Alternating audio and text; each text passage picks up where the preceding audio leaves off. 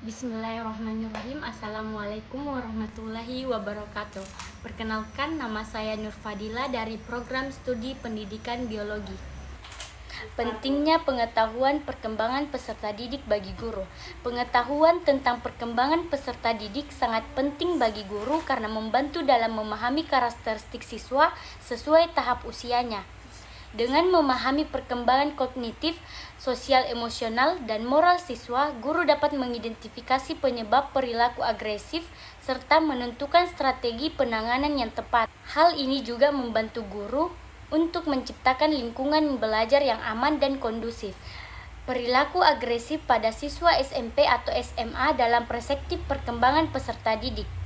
Perilaku agresif merupakan salah satu bentuk masalah yang sering muncul dalam lingkungan sekolah, khususnya pada siswa SMP dan SMA. Agresi dapat berupa tindakan fisik maupun verbal yang bertujuan untuk menyakiti orang lain, baik secara langsung maupun tidak langsung. Dalam konteks pendidikan, perilaku ini penting untuk dipahami karena dapat memengaruhi proses belajar, hubungan sosial, serta perkembangan kepribadian siswa. Aggression. Perilaku agresif adalah tindakan yang dilakukan seseorang dengan tujuan menyakiti orang lain, baik secara fisik seperti memukul maupun secara verbal seperti menghina atau mengejek. Pada siswa SMP dan SMA, perilaku ini sering muncul karena adanya perubahan emosi dan pencarian jati diri. Ini jadi perhatian dari lingkungan sekolah. Betul. Ya, karena kekerasan dari balik gerbang sekolah ini kian marak. Hanya saling ejek atau permasalahan sepele, kelompok siswa yang berkuasa bisa bebas melancarkan kekerasan kepada korbannya. Dan ironisnya aksi kekerasan berada di lingkungan sekolah, bahkan saat jam pelajaran masih berlangsung. Kemana pihak sekolah yang seharusnya bertanggung jawab pada keselamatan siswa? Pemirsa, berikut laporan khas redaksi. Kasus bullying di balik gerbang sekolah dasar mengejutkan publik pada September kemarin. R, siswa SDN Kebayoran Lama sakit hati kepada temannya Nur Anggrah Ardiansyah dan langsung memukul korban. Penyebabnya, korban mengejeknya dengan sebutan babon dan gendut. R memang kerap marah jika ada orang yang meledeknya dengan sebutan gemuk. Saat Anggrah mengatainya, R langsung emosi dengan mendorong serta menendang dada korban hingga terjatuh. Akibatnya, kepala Anggrah terbentur lantai dan pingsan. Pihak sekolah sempat membawa korban ke puskesmas. Anggrah juga sempat sadar, muntah-muntah, dan mengadu ke ibunda dia dipukul R. Namun keadaan Anggrah yang tak membaik membuat keluarga melarikannya ke rumah sakit Fatmawati. Sayang, nyawa Anggrah tidak tertolong. Kamu masih panjang masa depan, biar sayang mau jadi orang pintar apa mau jadi jagoan? Dalam beberapa kasus, kekerasan di kalangan siswa sekolah dasar berawal dari bullying yang kerap dianggap sepele. Padahal, bullying yang dibiarkan bisa berujung pada tindakan kekerasan dan penganiayaan. Bullying terjadi lantaran adanya sekelompok siswa yang berkuasa terhadap siswa lain dan tega berperilaku agresif dengan tujuan menyakiti. Tindakan bullying tidak hanya berwujud kekerasan fisik, tapi juga non-fisik yang menurunkan mental hingga mengakibatkan trauma pada korbannya. Bullying non-fisik lebih sulit terdeteksi karena dampaknya tidak terlihat secara nyata. Namun, korban bullying non-fisik perilakunya berubah drastis dan cenderung menarik diri dari pergaulan. Bullying bisa dicegah, namun butuh keberanian besar dari korban untuk berkata tidak pada pelaku. Pihak sekolah juga harus menindak tegas para pelaku bullying dan tidak menganggap tindakan bullying sebagai hal yang wajar. Nah, saran saya kalau misalnya tiba-tiba ada yang mulai membuli gitu ya, katakan saja tidak, apapun yang dia suruh katakan tidak gitu. Misalnya gitu ya, besok bawa ya uang 50.000 buat saya gitu. Enggak, buat apa saya bawa uang 50.000 buat kamu gitu. Tunjukkan aja bahwa kita juga punya otoritas dan kita tidak takut sama yang membuli tersebut. Karena semakin dia ngeliat kita takut gitu, semakin nanti kita dibully. Tak hanya memberi pelajaran formal, sekolah seharusnya memberi pendidikan moral dan nilai-nilai toleransi kepada murid dengan menciptakan suasana belajar yang ramah terhadap anak. Serta biasakan budaya tanggap lapor jika melihat atau mengalami kekerasan di lingkungan sekolah. Sementara bagi pelaku kekerasan juga tetap harus diberi hukuman yang bisa memberikan dampak positif untuk perbaikan sikap sang anak. Yang ada pada saat ini memang memicu agresivitas. Dia mudah pecah gitu ininya emosinya itu dan gitu. Nah, kalau ini menyangkut kelompok satu melakukan kekerasan, semuanya pasti menjadi cepat tersulut untuk ikut gitu. Hapus tradisi salah kaprah bullying di sekolah. Berani mencegah dan melaporkan tindakan bullying bisa memutus mata rantai kelompok pelaku bullying.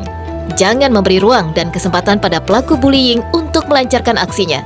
Selain itu, kekerasan kalangan pelajar seharusnya menjadi perhatian serius pemerintah, guru, lembaga pendidikan, dan orang tua. Jika kita gagal mendidik siswa sejak dini, bangsa ini akan mengetam generasi preman di kemudian hari. Tim Liputan Trans 7. Penyebab perilaku agresif yaitu memiliki beberapa faktor. Yang pertama, faktor internal, yaitu emosi yang tidak stabil, kurangnya kontrol diri, frustasi atau tekanan pribadi. Yang kedua, faktor keluarga, yaitu pola asuh yang keras atau kurang perhatian dan lingkungan keluarga yang penuh konflik. Yang ketiga, faktor lingkungan sosial, yaitu pengaruh teman sebaya dan lingkungan sekolah yang kurang kondusif. Dampak perilaku agresif. Perilaku agresif dapat memberikan dampak negatif antara lain: 1. Mengganggu proses belajar di kelas. 2. Menurunkan prestasi akademik. Yang ketiga, merusak hubungan sosial dan teman. Keempat, menimbulkan konflik dan ketidaknyamanan di lingkungan sekolah. Yang kelima, berpotensi berkembang menjadi perilaku yang menyimpang yang lebih serius. Penanganan dan intervensi. Beberapa cara yang dapat dilakukan untuk mengatasi perilaku agresif. Yang pertama yaitu pendekatan preventif, yaitu menciptakan suasana kelas yang nyaman, memberikan pendidikan karakter. Kemudian yang kedua, pendekatan kuratif. Yang pertama, konseling individu atau kelompok. Yang kedua, memberikan teguran yang mendidik. Yang ketiga, peran guru, yaitu menjadi teladan dalam mengelola emosi, membangun komunikasi yang baik dengan siswa. Kemudian 4. Kerjasama dengan orang tua, yaitu memberikan pemahaman kepada orang tua tentang kondisi anak dan mencari solusi bersama. Kemudian, karakteristik siswa yang cenderung agresif. Beberapa ciri-ciri atau karakteristik siswa yang cenderung menunjukkan perilaku agresif antara lain yaitu mudah marah dan tersinggung, sulit mengontrol emosi, cenderung impulsif, bertindak tanpa berpikir panjang, kurang memiliki empati terhadap orang lain, sering terlibat konflik dengan teman, ingin mendominasi atau merasa paling benar. Kemudian, hubungan agresif dengan perkembangan remaja.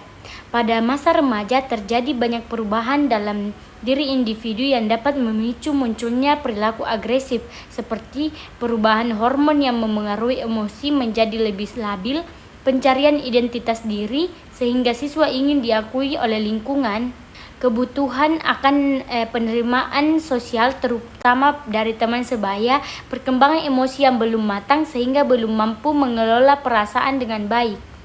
Peran sekolah dalam mencegah agresif.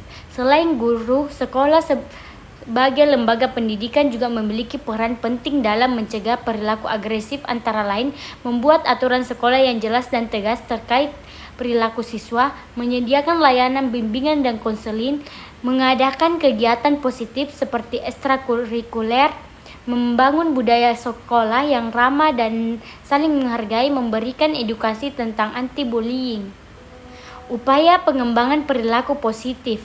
Untuk mengurangi perilaku agresif, penting juga mengembangkan perilaku positif pada siswa seperti melatih dan kemampuan mengelola emosi, mengajarkan empati dan menghargai orang lain, membiasakan komunikasi yang baik, memberikan penghargaan pada perilaku positif, melibatkan siswa dalam kegiatan sosial. Baik, sekian dari saya penjelasan mengenai agresif. Kurang dan lebihnya mohon dimaafkan. Wassalamualaikum warahmatullahi wabarakatuh.